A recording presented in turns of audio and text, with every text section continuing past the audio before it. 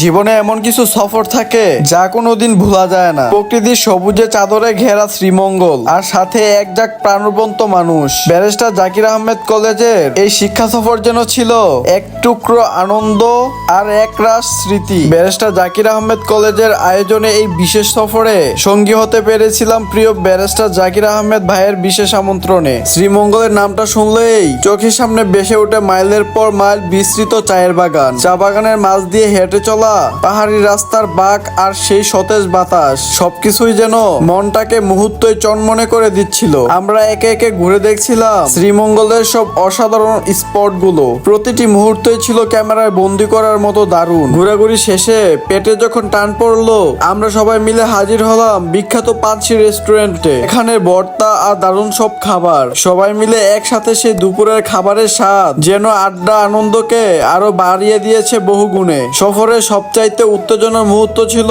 বিকালে শুরু হওয়া জমকালো রাফেল ড্র।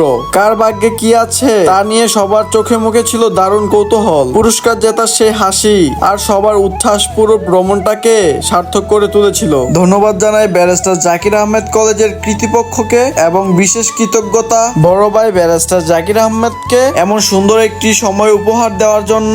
এই দিনটা কেবল আমার কাছে একটা সফর নয়, বরং আজীবন মনে রাখার মতো একটা স্মৃতি হয়ে থাকবে। আল্লাহ হাফেজ।